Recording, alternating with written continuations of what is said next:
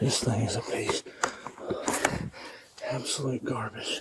In November 2024, a pair of South Carolina Department of Natural Resources officers planted a fake deer in a field off Cox Mill Road in Greenville County. Then ran back to their trucks to hide. Damn, freaking body camera lit up. Then it happened. Is he still looking at it? He's not got a light out, but he's stopped in the road and he backed up. I'm gonna stop him no matter what. Is his headlights on? No. He might be loading a rifle. He's driving on now. He's going straight. I'm gonna go after him. DNR Patrol Officer Robert Thomas was on the phone with DNR Lance Corporal Zach Tatum. Tatum could not see what Thomas was seeing. He kind of turned when he backed his headlight, but he never put him directly on it. But I mean, would you not go after him? Yeah. Go after him? Yeah, I'd stop it. But he didn't fully shine it though, you know what I mean? I don't know what he did. He pulled into the intersection? No, he was going straight. I think he's seen if it would move. Yeah, I'd stop it. Right there on Cox Mill Road, Shane Huffman was caught in a DNR sting. DNR uses fake deer to lure hunters into committing one of the more serious wildlife charges known as night hunting.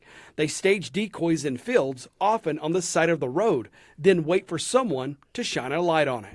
To be convicted of night hunting, DNR would have to prove someone violated South Carolina Code Section 50-11-705 by displaying or using artificial light at night, disclosing the presence of deer, or what's commonly known as spotlighting.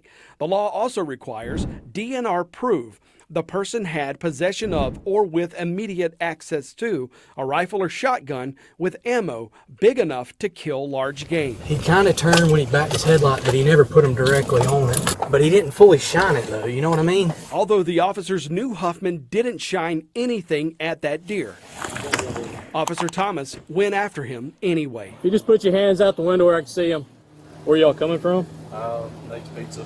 Okay. I just got out of the woods and I picked her up at the house and we went and got Nate's Pizza. And I know you got the rifle back here. Do not touch it or move it, okay? Yes, sir. What's the binoculars in your lap for? Oh, well, I just had passed a bunch of deer and I told her to hand me binoculars. I seen a buck. I was already told that y'all done that there, so I figured it was fake. What all you got? Just binoculars? Binoculars, I got my 9mm up here in the front. I got my concealed weapon permit. Okay. That's it, and that rifle on the back. Okay, just hang tight for a second, okay? The officer then muted his body camera. Over the next minute, nothing Thomas said was recorded. What we'll do, I'm gonna put you in. Can I put this in my bag? Yes. Go ahead. I'm gonna put you in handcuffs. You're just detained at the moment, okay? Okay. Just 'cause we got a lot of guns and just trying to figure out everything, okay? Officer Thomas then gets on the phone with Lance Corporal Zach Tatum. All right, I got both of them out. Officer Thomas again mutes his body camera during the call. Over the next 2.5 minutes, none of the audio was recorded. I'm gonna read your rights real quick, and then you can ask me questions. I ain't gonna ask you questions. I just want you to know your rights. You have the right to remain silent. And right there, DNR formally arrested Shane Huffman for night hunting. What was your question first? Obviously, spotlight's a big thing. Right. But did I do anything wrong by stopping and using binoculars to look? If I didn't have any lights on, that's really my only question. You can't stop and look at deer with a gun in the truck. That I did not know, and that is completely my Obviously, fault. spotlighting is a no-no. Right, correct. But stopping in the middle of the road, backing up, Yeah. and then you got a rifle. Is it loaded? It is loaded. I literally just got out of the woods, and I picked her up. I'm hunting up here on 101 on Nee's Fuse property, and I left there. I picked her up. I live literally a mile up the road on. I went and picked her up. We went to get Nate's, and I come back. I hardly ever go Cox Mill because I know there's a lot of deer on that road. It's also a moonlight night tonight. Right. Yes, So sir. you don't need a spotlight as much. You Right. can see deer in the field. Yes, and sir. I think that's why you use the binoculars, correct? Yeah, you're correct. Officer Thomas searched Huffman's truck. Mainly curious. I've never looked through one. As Thomas searched, Oh, he's a young boy. Lance Corporal Tatum pulled up. Tatum quickly recognized Shane Huffman. Is this not the Cody guy? Huffman? Yes. You just now realize that? Yeah, see him 100%. The Coyote guy. Huffman is a night hunter licensed to legally hunt coyotes after dark.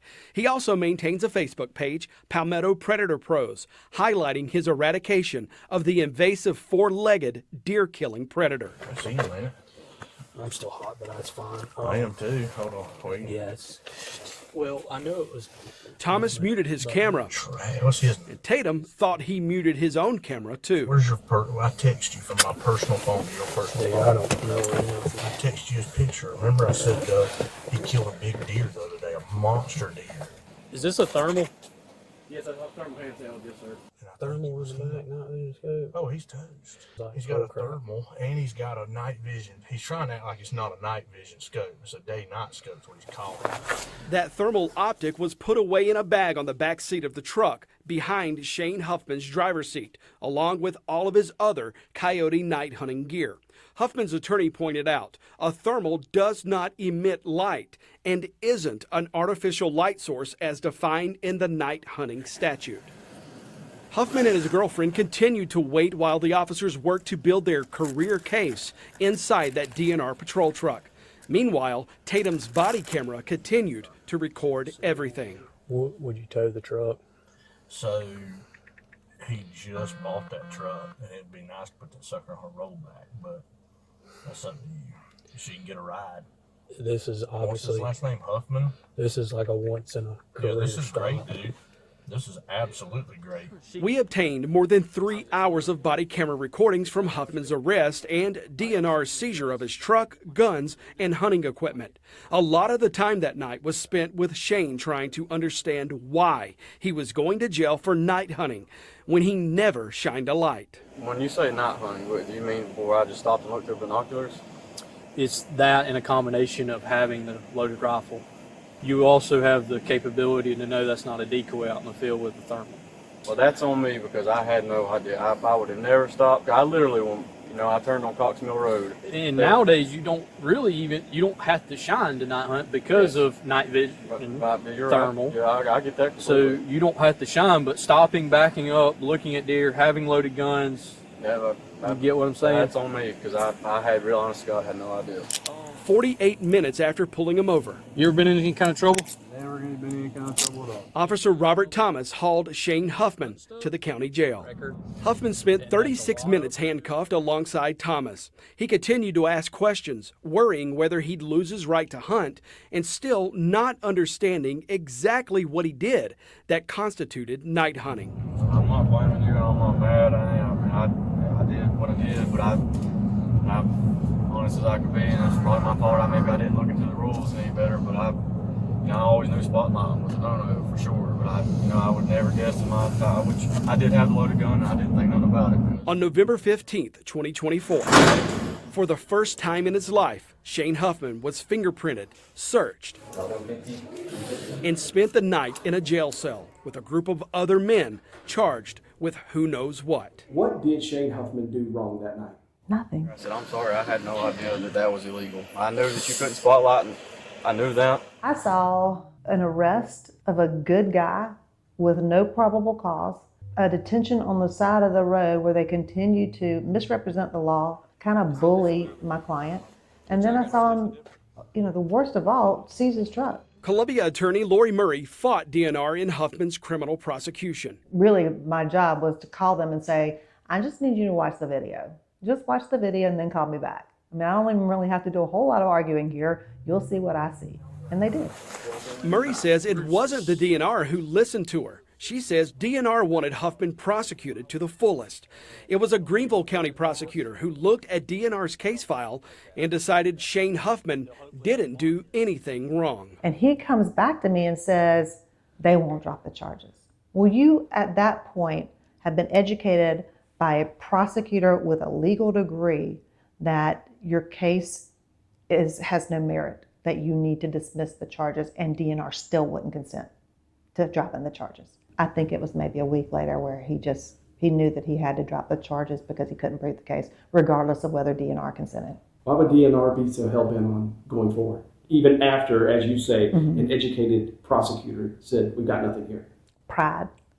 I think pride, ego, and also civil liability, which is why we're sitting here right now. Murray is one of the lawyers who filed a civil lawsuit against DNR over this arrest. The other is Patrick McLaughlin, a civil attorney with a long record of successfully suing government officials over civil rights abuses in South Carolina. You hear one officer tell the other, this is a career case.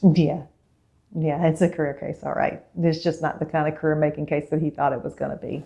Yeah, I think he thought that it was a big case, and he was bringing in this nice, expensive truck, and this seizure for them would bring in big money for DNR, or maybe they'd end up using that truck for themselves. I don't know what they thought. But he definitely thought it was going to make his career to bring that specific truck in, that brand new truck with paper tags on it. They thought that was going to make their careers, but it might make their career in a totally different way than they're expecting. It was just a complete abuse of the process that night. And maybe it was an innocent mistake on their part. I don't know. But if it was, then they shouldn't be wearing a badge. In March 2025, the solicitor dismissed Huffman's charge, citing insufficient evidence. In October 2025, Murray and McLaughlin filed this lawsuit, accusing DNR of false arrest and imprisonment, malicious prosecution, negligence in properly training Tatum and Thomas on the night hunting law, and protecting the public from being arrested for things that are not crimes. The lawsuit also alleges defamation for the false and defamatory statements DNR published when the officers publicly accused Huffman of breaking the law. They did so with knowledge of their falsity and or reckless disregard as to whether or not they were true, McLaughlin wrote in the lawsuit. That's him, ain't it?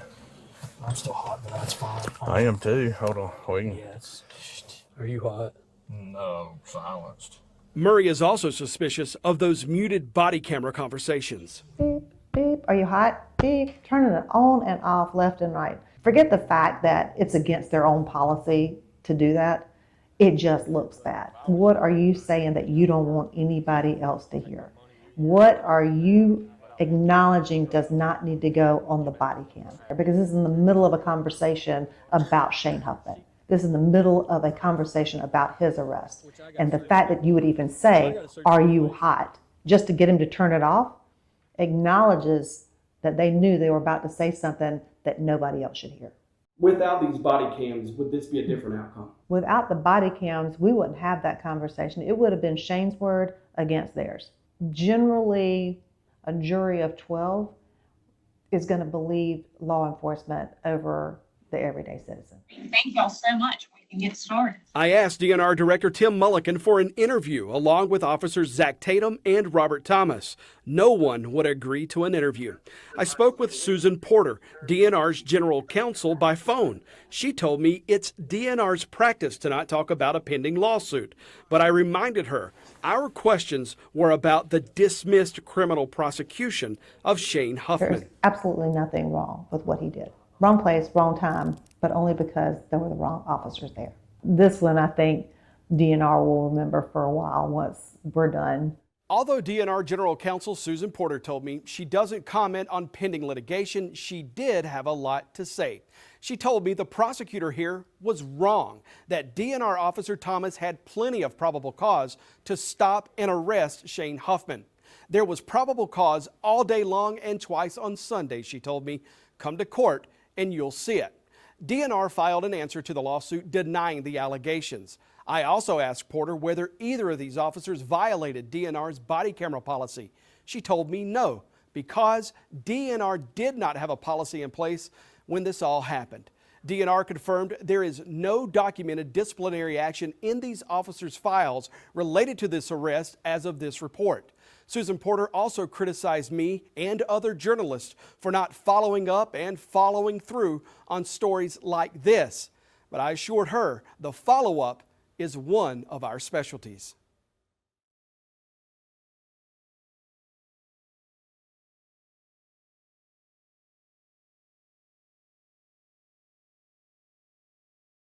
Queen City News Plus. Just search Queen City News on your smart TV's app store.